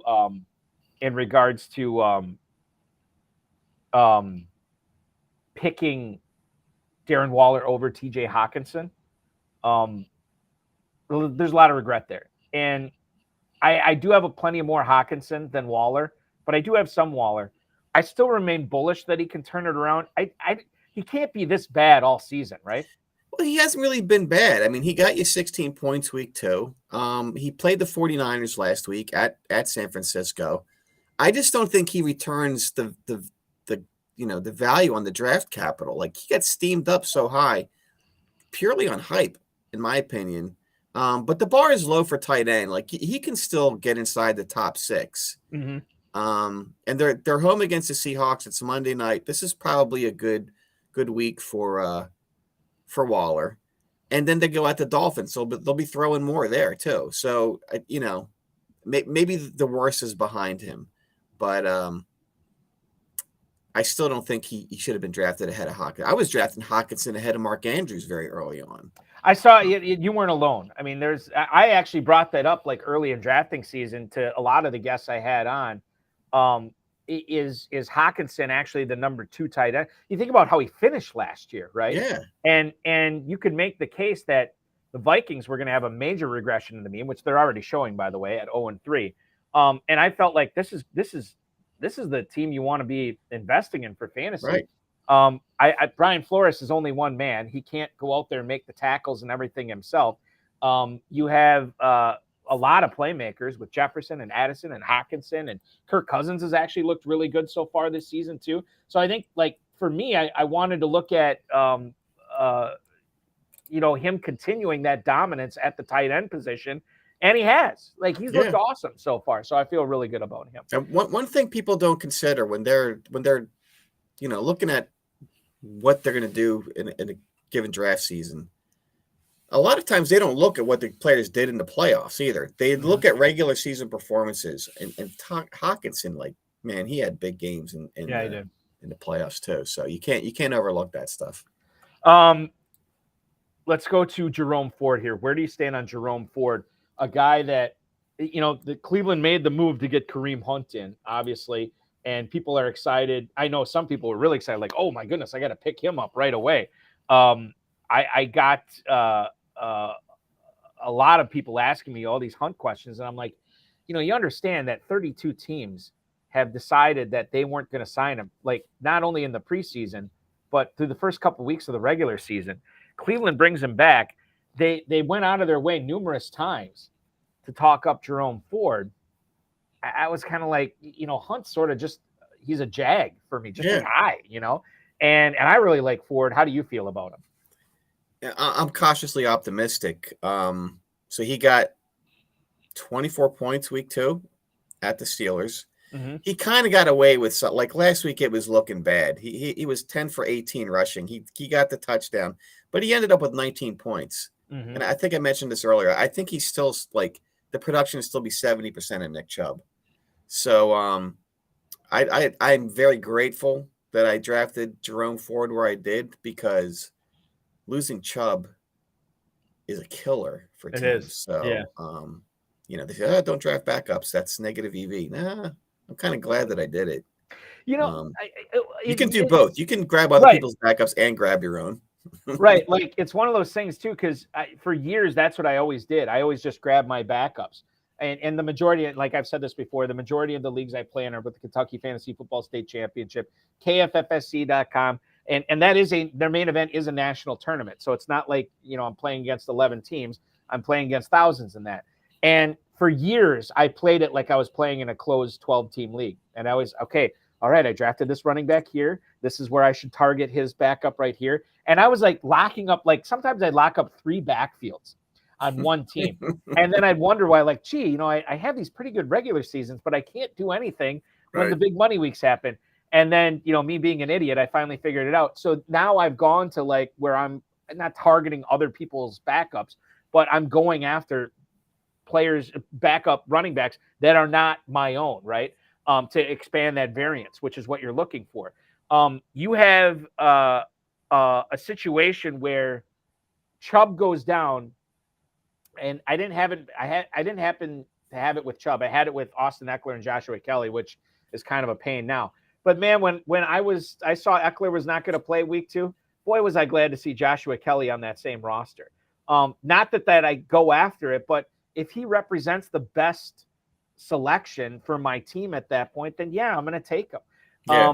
And I'm sure all those Chubb owners out there probably wish they would have drafted Jerome Ford too at that point. And he looks good. It stinks because I drafted him in a bunch of rookie leagues, and I had to cut him because it didn't look like he had a path to success with not only Chubb there, but this was back when they had Hunt and Dearness Johnson, right? And so I got rid of him. But then I was looking in the offseason like, man, I could see a path for Jerome Ford having success this year. He's having success. He was presented with the opportunity, and he's looking really good doing it now, Darren. Yeah, well, people thought they were going to have standalone value with Ford, and it didn't really happen the first week, right? Chubb just seemed like he's so indestructible. It's so shocking that he was the guy that went down, man. He was. I mean, if you put the top 5 running backs, like CMC is the guy you think is going to get knocked down, not Nick Chubb. Even Chubb had the injury in college, but the guy's a beast, and he just seems like you can't bring him down. But it happens. So I just got on the BettorCast. Which non-quarterback will score the first touchdown for the Lions? I just locked in David Montgomery, per your advice. We'll see what happens there. By the way, we're 3 minutes into the game. Jared Goff threw a pick on 3rd and long to Rudy Ford. He returned it into Lions territory. The Packers could not. I think there was one completion, and I missed who it was. It was maybe Musgrave or Reed or something. I didn't see who it was. I'll have to look that up. But they had to settle for an Anders Carlson field goal. 34-yard field goal. Packers up 3-0. The Lions have it once again. 2nd and 8 in their own territory. And we'll give you the updates on that, as well as the updates on the BettorCast. Hopefully you're playing along. I'm in 2nd place right now, which is really cool. Never been that high before. Romeo Dobbs is the guy who caught the pass. I beg your pardon, on 3rd down. It's like 3rd and 19. Aiden Hutchinson got in for a sack, and then it was 3rd and 19, and Romeo Dobbs caught a pass for 9 yards. Moving on, where do you stand? This is right in your wheelhouse. Kenneth Gainwell. Now, I want you to take me through the process when you were drafting, teams during the summer. How are you handling Gainwell? There are a lot of reports from beat writers saying that he was going to be the guy, that he's the guy that you wanted to draft in your team, not Rashad Penny, not DeAndre Swift. I have a decent amount of Gainwell. He actually got a lot of touches last week, but I feel like a lot of them were after the game was decided. Where do you stand on Kenneth Gainwell going forward, Darren? So I never really bought, Gainwell's the lead back, because that doesn't exist on the Eagles. They rotate backs. So, and what they did last week was they essentially rotated quarters. But Swift is going to do more with his touches than Gainwell's going to do with his. And that's what we end up seeing, and that's what the numbers sort of, showed out at the end of the day. The Swift is so dynamic, and assuming he can stay healthy, he's going to outproduce him. But they're going to get similar numbers of touches just because of the way they rotate. Boston Scott's going to score when they play against the Giants, of course, when that happens. But other than that, it should still just be Swift and Gainwell. But so Gainwell's he's like a bye week fill-in. Like I haven't started him yet on any team, but it's just he's going to be now. If Swift gets hurt, even if Swift gets hurt, it's still Gainwell is Gainwell, man. He's got a limited ceiling. I can't get too excited. And I think that's the point, because you keep Gainwell around in case something happens to Swift, right? But now you're saying even if something does happen to Swift, Gainwell's probably a flex at best, in your opinion, right? 10, 12 points. I mean, but the bottom line for any of these guys is, and I said this even like in the summer, like the number one RB is kind of Jalen Hurts, because they cannot stop that rugby play where they just push guys in. They're going to do it over and over again because they can't. Like they kind of almost stopped at one play this past week, but I mean they're such monsters. Like you can't stop that. So all the rushing touchdowns when they're the goal line ones, they're going to go to Hurts. So you need Swift, who's just ripping off chunks of yardage, right? And Gainwell's not doing it. Speaking of ripping off chunks of yardage, I think this is about I want to say a 35-yard plus pass play to Sam Laporta here after Rasul Douglas missed the tackle. Lions now have it inside the Green Bay Packers 25, still 3-0, 9 minutes to go. Yeah, Laporta. He went over, right? He went, yeah. Well, no, he didn't go over yet. Well, we called it over. We called the over, yeah, and it was 35 yards, so he's not going to need much more after that. I watched that Thursday opening night game, and even though that the points weren't that big, I still drafted him like Friday in the main event because I he's like Hawkinson 2.0 seems like. All right, we do have our first touchdown and our first Lambeau leap of the game, and it's of course Amon-Ra St. Brown jumping into the stands after he catches a touchdown from Jared Goff, a 25-yard touchdown. Lions now on top, 6-3, 24-yard touchdown, beg your pardon. 71-yard over-under. Give me a break. Come on. It was a total bust. I mean, there is nobody within 10 yards of them. I don't know what happened on that play, but the Packers were not on the same page. Another question from the BettorCast. How many lead changes are there going to be in the game, Darren? 0, 1, 2, or well, we've already had 1. So are we going to go with 1, 2, 3, 4, or more lead changes? Wow. I don't know. And they're all roughly the same. We get 5 more points if we say 4 or more. The Lions getting out to a lead, that's tough. Maybe 2, maybe 1 or 2. I don't know. My instinct said 2 when I saw it right away. So let's roll with 2 as the Lions take a 7-3 lead here on the Green Bay Packers. Let's talk about Breece Hall. Where do you stand on him? This is a guy that could have gone 101 had he not torn his ACL last year, and a guy who looked great in week 1, and along with the rest of the Jets offense with Zach Wilson, has not looked very bueno since then. Where do you stand on Breece Hall? I got him going as a flex in one league. That's about the best possible compliment I can pay this guy right now. Yeah, I got him in my 10-team home league, and I'm not even starting him there. It's I feel bad. It's such a bad situation for him. Right. 0.9 points week 2 against the Cowboys, 3.7. And this week against the Chiefs, that's not a running script for the Jets. So it kind of sucks because I never really draft, like maybe one draft I took him. Just I never felt good about him in the second or third. Like the talent is there, but it's just, and it's really because Rodgers. Like it would be a much different situation if you had Rodgers playing. Totally, yeah. The thing is, like Rodgers could have papered over the deficiencies they had on that offensive line. Zach Wilson cannot. Trevor Siemian cannot. I don't know if there's anybody who can at this point. And it could be a lost season for Breece Hall, which may not be the worst idea in the world. I mean, especially if the Jets stink, maybe they shut him down early. We all know that first year after an ACL tear is usually not the greatest for running backs anyway. So maybe next year will be the year of Breece Hall. Final guy I got to ask you about here. Where do you stand on Marvin Mims, a guy who had a big special teams touchdown this past week against the Miami Dolphins, a guy that was rocketing up draft boards the last 3 or 4 weeks of drafting season.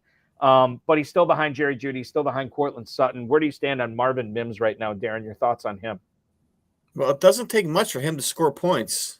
But unless there's an injury in front of him, he's probably not going to get as many snaps as you want him to. But, man, people love Marvin Mims. So I think he's a flex play. You know, I think more often than not, as a flex, he's going to pay off for you. I think that, like, for me, like, I'm fine with flexing him out, but I want to kind of flex him out when I have issues with, like, bye weeks or injuries, right? I feel weird starting him in weeks where, like, my squad's at full health, right? I love the talent. Like, he will just need a small opportunity, and he should take advantage of it. But for me right now, I look at it from the standpoint of all the talent in the world is still going to hamstring his production when Sutton and Jeudy are still running ahead of him. Does that make sense? He's still doing it with the limited snaps. It's crazy. But that's the thing. Like, I know he can do it. He just needs the opportunity for more snaps. And then all of a sudden, you know, it's looking great. The problem is you got to get him out there. And I don't know if the Broncos are going to get him out there.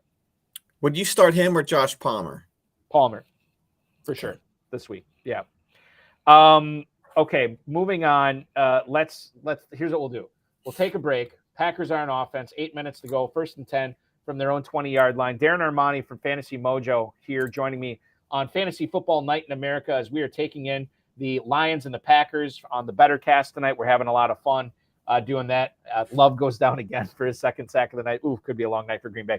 We're going to give you some lineup advice coming up. Pacheco, Brian Robinson, Cole Kmet, Jahan Dotson. What are we doing with that guy? Hunter Henry, Rashawn Johnson, and much more. We're going to cover those topics. Plus, Darren's going to give his thoughts on those starts and sits. Darren Armani from Fantasy Mojo, Eric Balkman from the FFPC. This is the High Stakes Fantasy Football Show exclusively on the Better Sports Network. Don't go anywhere.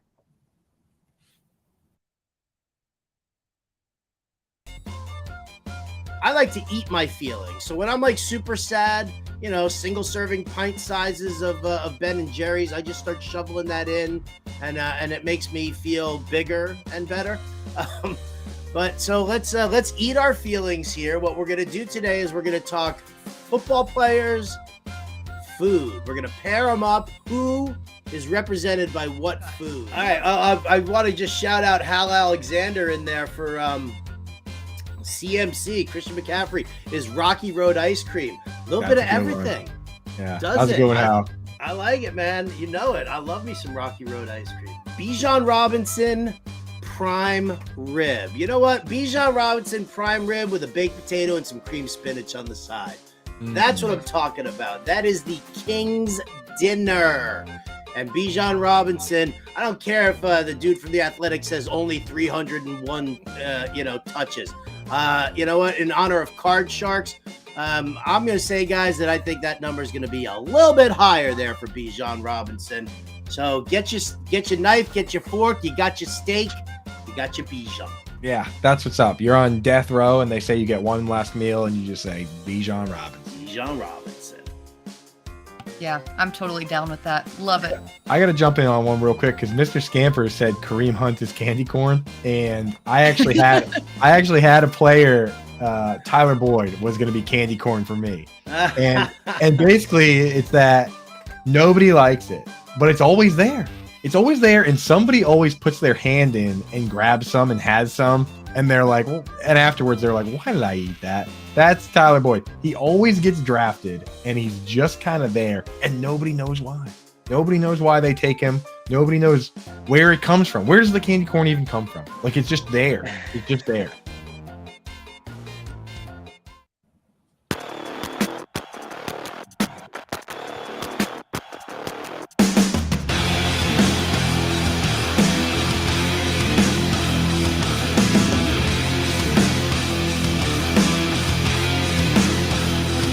CSN viewers, let me tell you about the Fantasy Alarm All-Pro subscription, something you want to make sure that you are taking advantage of ASAP, maybe even right now, taking a break from watching the game, well, maybe not watching this show, but start your free 7-day trial of Fantasy Alarm's All-Pro subscription today. Get DFS content, NFL picks, all for week 4 for free. Go to fantasyalarm.com/win, fantasyalarm.com/win. Tell you what other website you should be going to, fantasymojo.com. Darren Armani from Fantasy Mojo at Fantasy Mojo on X, joining me tonight on the High Stakes Fantasy Football Show. I'm Eric Balkman. We're playing the BettorCast. I've slipped to 4th place, Darren. I've not been. It's been frustrating so far. No, now I'm in 5th. All right, I'm going to stop watching the leaderboard because every time I look at it, I drop down a spot. But it's a lot of fun. Make sure you're down. You can still play, by the way, in case you're late to the party. Go to the App Store or Google Play. Download the BettorCast app for free. Start answering some of these questions and winning prizes. Show off your fantasy football acumen.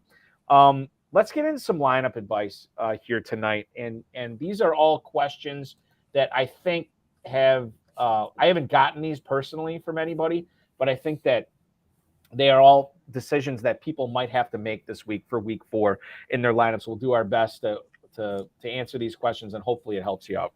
Okay, the first one is going to be a running back question here. Isaiah Pacheco and the Kansas City Chiefs travel to the Jets at Jet Life Stadium, as Aaron Rodgers called it. Pacheco, would you rather start him this week, or would you rather go with a guy who's actually having a really good season so far in Brian Robinson, who is going to be playing against your Philadelphia Eagles, Darren?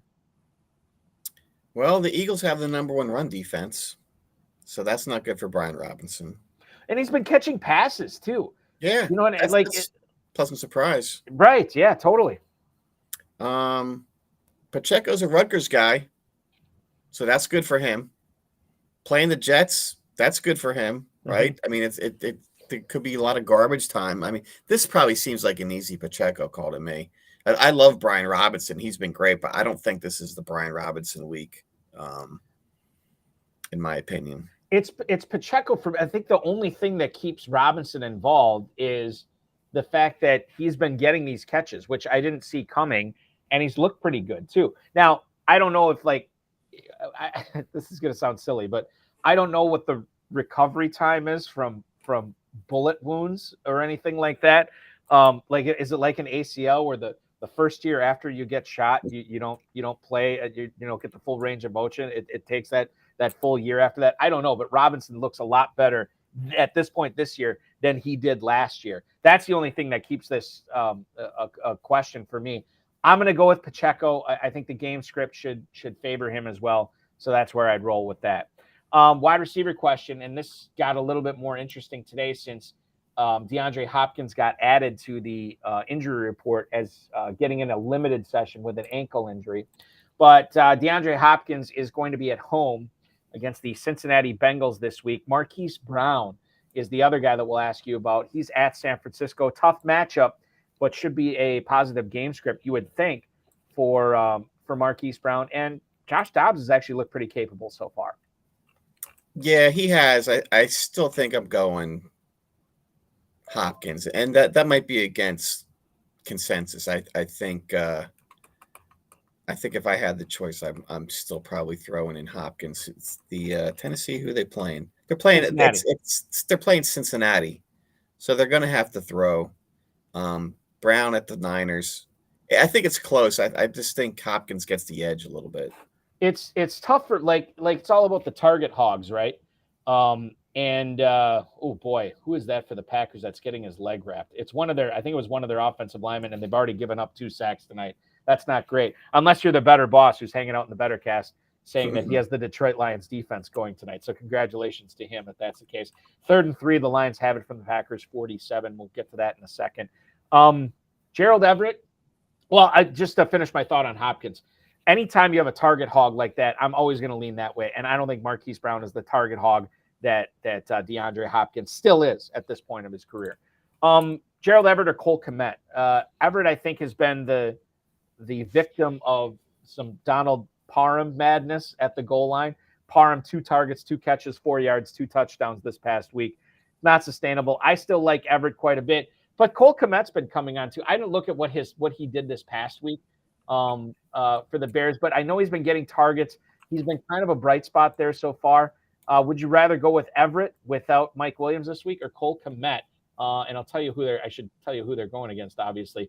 The Chargers can be Raiders at home this week, and then the Bears are taking on the Broncos. That game is in Chicago. Yeah. I can't do any Chicago players. They're a mess. Unless it's DJ Moore. It's just. Even if it's DJ Moore.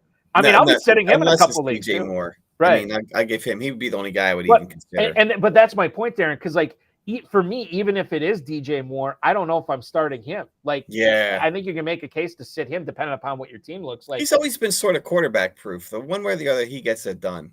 Yeah. But I'm not starting Cole Kmet, especially with Mike Williams out and Everett. And if Ekeler sits out again too, that's a good situation for Everett to produce. Yeah. Moving on. We kind of talked about this earlier. Daniel Jones this week, the quarterback, Danny Dimes, is taking on the Seattle Seahawks. That game is in the Meadowlands, Monday Night Football. By the way, I should ask you this. Where do you stand on 2 Monday night games? I don't like it. You don't? What are you doing? I liked it.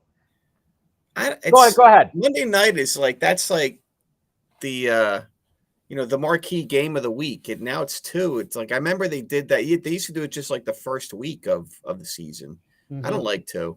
That's just me. I'm traditional. I just want the 1 game. That's it. But I'm sure if you're a gambleaholic, you like it. So. Right.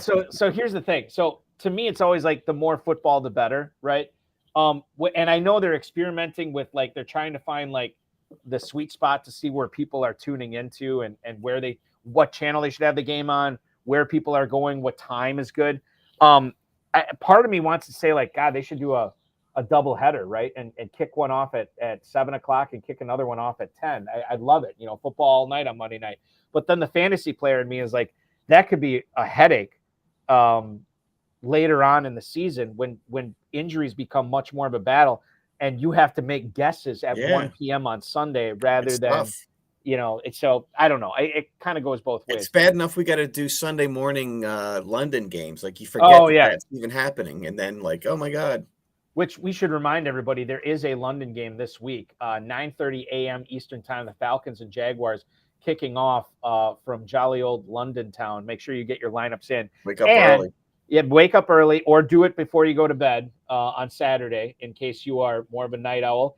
As the Lions they've just gotten into the end zone again. David Montgomery, a short run, probably about, was that a 4-yard run? I want to say, 4-yard run for Montgomery. That was close. So you're very close. Lions taking a 13-3 lead on Green Bay right now. What was I going to say about Gibbs bros they're punching the wall. Jahmyr Gibbs bros. Yes. Totally. He wasn't even in on that play too, which is unfortunate.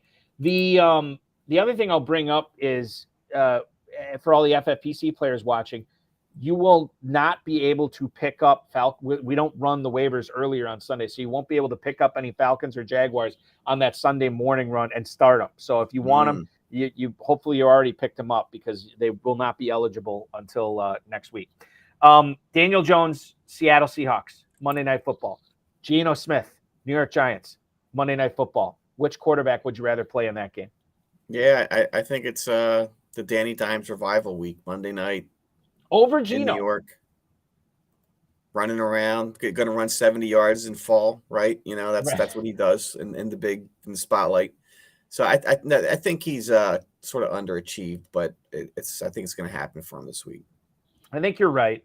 I think it is Jones. I talked about him too. Like I'm a fan of him this week. I guess like the thing that you have to do is, and we'll find out more when the practice reports come out tomorrow. What do you do if Saquon Barkley is limited in practice again tomorrow? Would you roll the dice on him and hope he can come back, or are you looking elsewhere on Sunday? I don't think he's coming back. I would be shocked if he plays. It's the Monday night game. That just really makes it worse for players too. Like they're going to wait and hope that he plays. That's really a lineup problem for people. Mm-hmm. But it's a high ankle sprain. I don't see him coming back this soon. I'm not sure when's their bye.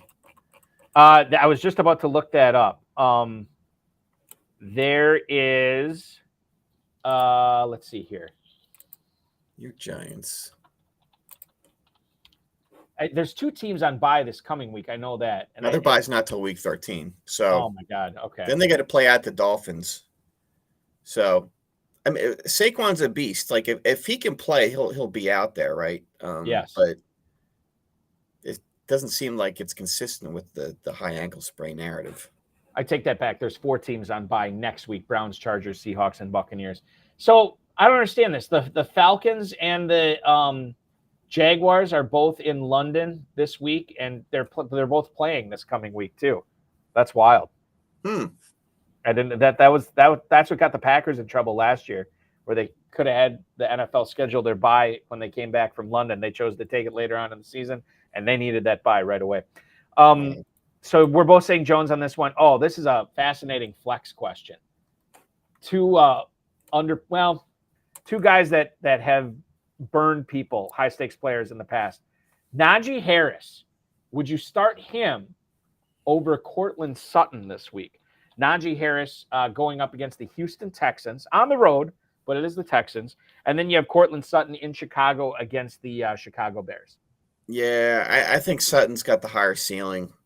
If you want to play for floor, you could go Najee, but Warren's eaten into his sort of production.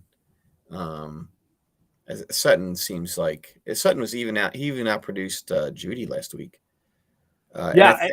Denver's playing Chicago, so they should hopefully have a good performance. I think there's been way too much people. There's way too much hate and way too many people talking down about Cortland Sutton this year. Like I feel like a few of the beat reporters from Denver were talking him up and telling us how good he looked, and yet Jerry Jeudy is drafted way ahead of Sutton. And we talked about Marvin Mims already. And Harris is a guy like one of my other shows. I had to name a bust of the year. Before the season started, it was a slam dunk for me. Najee Harris. I haven't been on Najee Harris since his rookie year. He's almost I call him a plotter, but I don't think he's big enough to be a plotter. He's a very unexciting running back that's very inefficient with the volume that he gets. And you can't just say it's Pittsburgh's offense or Pittsburgh's offensive line, because Warren looks a lot better when he gets in there. So I'm on board. He's a compiler. I mean, his total compiler. His best score was 6.5. He did 5.3, 5.3, 6.5.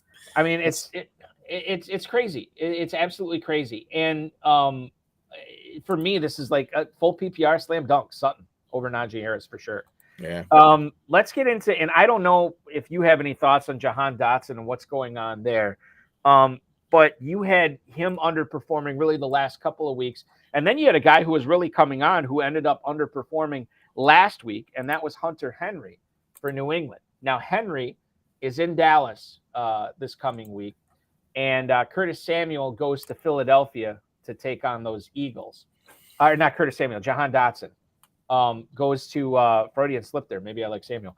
Dotson goes to Philadelphia to take on the Eagles, or Hunter Henry. Which one would you rather go with here? I kind of like Dotson. Washington's going to have to throw the ball, assuming Howell can stay upright. And hey, Dotson's a Penn Stater. Mm-hmm. And Dotson put Sean Clifford on the map. I'm going to tell you, I know he's your backup quarterback, over in Green Bay, but he owes a lot of that to Jahan Dotson. And Dotson looked great too. I think they're going to have to throw, and Hunter Henry, what's he going to get you 10 points? So I think unless he gets into the end zone, that'd be the only way he gets something more. Green Bay, another 3-and-out here. The Lions taking over with a minute 20 to go in the first quarter from their own 20-yard line. Lions 14, Packers 3 so far. Okay, so but like the thing is, what I don't understand with the Commanders, it doesn't seem like people are ripping on Howell in his performance so far this year, yet Dotson is just not getting it done. And we know the talent is there. He had a prolific college career, which you just alluded to. Sean Clifford. He made Sean Clifford look great. I guess, like, we're still saying you start Dotson over Henry, but, man, there's some trepidation that goes with that right now, Darren. Yeah, that's probably another against the grain call, but I think I just feel like it's Dotson. Hunter Henry is what did he do last week? I'm not even. It wasn't good. I mean, it was like a couple of points. It wasn't but great. He's been producing, but I think Washington's going to have to throw. They're not going to be able to run, and I'm going Dotson. And that's fine. I guess the bigger question here is, like, I don't know. Based on what I've seen, Henry with at the Cowboys. What a catch that was by Josh Reynolds. Fantastic coverage by the Packers. I think that was Carrington Valentine, and Josh Reynolds made an insane over-the-shoulder one-handed catch. So they are in business once again. Let's put Dotson in a vacuum here and not put him against anyone. What do you think of Dotson this year? Think about how high he was going in FFPC drafts. You saw this, throughout the season. And he's really letting a lot of people down. And this is with McLaurin, who we haven't heard anything about his turf toe lately, right? And yet Dotson's not doing much. He's not pulling his weight. It was that one preseason game where McLaurin got hurt, and then Dotson caught like 4 passes on the one drive. But that's what he can do. So the talent is there, but it just has to come together for them. Mm-hmm. I just think this could be the week for Dotson. He's not the 5-point a game player. Right. He's much better than that. And he was way better than that last year as well. So it's when does it happen for him? I think this is going to be the week. The Lions just ran a reverse that got them about 40 yards. It was Khalif Raymond on the carry. The Lions are once again, now at the end of the first quarter here, but the Lions will start the second quarter inside the Packers 10, Detroit 14, Green Bay 3. We're having some fun on the BettorCast too. So make sure you're downloading. Where's Watson? Is he well, they haven't had the ball. That's the thing. Like I mean, it's been 3-and-out so far. Let me bring up the box score here. No targets. He did miss. Yeah, Dobbs has 3 targets. He did miss Dobbs. Love did on a 3rd and long that he probably should have made. It just wasn't a good throw. And the Packers would at least have 1 first down. Aaron Jones, too, MIA so far, just 1 target for him. A.J. Dillon with the only Packers carries thus far. Last starter sit we'll get into here. This is an interesting one, FFPC one. Jake Ferguson for the Dallas Cowboys. Would you rather start him this week? The Cowboys are at home against the New England Patriots. Roschon Johnson also at home against the 70-burger Denver Broncos defense. Is the tight end premium enough for you to say, yeah, I want to play Ferguson over Roschon Johnson? I mean, Ferguson's been doing it every week, and Roschon, every week he's getting a little more, and I think that's a guy that's going to be like a late season bloomer. But this week I'd probably still go Ferguson. And I saw it during the break. You had a promo. Andrew Cooper was like slamming Ferguson. He was. Yes, he was. I don't know what the stats might say. Like Prescott doesn't favor the tight end, but man, that's not what I see when he plays. I mean, he's looking for his tight ends. So I'm going Ferguson. It's weird because Ferguson has been doing it. Lamb has had a really good game already. Gallup actually had a pretty good game last week. The only guy that really hasn't had a breakout 2023 game in that passing game so far, at least among the major players, has been Brandon Cooks, which I know a lot of people are kind of down on him right now as well. Yeah. So, and Ferguson's a Badger, so obviously I'm gonna root on my Wisconsin guy. I'm gonna pick him there. However, I will say this: going forward, the first domino has fallen with the Chicago Bears in their ground game. It certainly seems that Johnson, and it's not a three-headed monster; it is a two-headed monster now, and it's Roschon Johnson and it's Khalil Herbert. And Johnson keeps, like, similar to Charbonnet. He's getting more snaps. He's getting more touches. I think eventually he's going to be the guy you want at the end of the season in Chicago. Now, that may not be worth a hill of beans, right? Because the Bears offense may just be a train wreck all season. But certainly if you have Johnson, this is good news for you as well. Darren, we only have a couple of minutes left. What's the best way to consume more Fantasy Mojo Darren Armani content? Simply getting a subscription to fantasymojo.com and exploring the site there? I'll be honest with you, a subscription is best during draft season. Right now, just follow me on Twitter, and we got a lot of free content. That's, a lot of the stuff that we do in season is free, like the waiver wire. Like, just get familiar with the site, go check it out. Once drafts start in January, if you're playing FFPC and you don't have it, it's not my fault. We literally make millionaires from fantasymojo.com. How many people have given you a shout out too? Like, that's the thing. Yeah, we're the best kept secret in high stakes, and we don't go out of our way to solicit subscribers. Like, if you know, is kind of deal. I'll tell you this: when I walk around the draft room during the main event drafts in Vegas, 50% of the people have the website up on their laptop. With using the ADP. I'm a high stakes player. I know what the high stakes players want, and that's how the site came about, and that's how it evolved. I know exactly what these guys need, and that's what we deliver. And that's how the FFPC was born too, born of two high stakes players, and Alex Gaganowski and Dave Gerzak. It's called the Players Championship, literally, because they know what they wanted, and similar to KYC, know your customer. You definitely know that. We will continue to follow you on the X at fantasymojo.com. Give a quick update in the game. The Packers, Sam Laporta, by the way, just caught another pass. It wasn't for much. It was only for a couple of yards because they're inside the 10. Jared Goff is forced to throw it away into the crowd. Souvenir for a fan out there on third down. So it will be 4th and 3. Oh, I take that back. There is a flag on the play. Goff was under heavy pressure from Rashawn Gary. It is holding on Detroit. I don't know what the Packers would do here, if they want to take them back and make it 3rd and 13 or make it 4th and 3. They are going to take the penalty, so it will be a repeat of third down here. But unfortunately, we got to get out. I apologize. Darren, you are the man. Thank you so much for doing the show with me. Don't be a stranger. We'll talk again real soon. All right, Eric. Thanks for having me. We are back next Thursday, 7 p.m. Deep End Fantasy Football Podcast and Buffalo WGR 550 host Mike Schopp will be joining me for the full 2 hours. Go to myffpc.com and play the FFPC Weekly Challenge. No draft, no salary cap. 10 players or 12 players. If you want to play with kickers and defenses, you can. If not, you don't have to. Remember, only one player per NFL team, $35 to enter or $200. Win up to $2,500. Enjoy the rest of the game. I'll be on the BettorCast. Best of Better Sports Network is up next. Thanks for watching, everybody.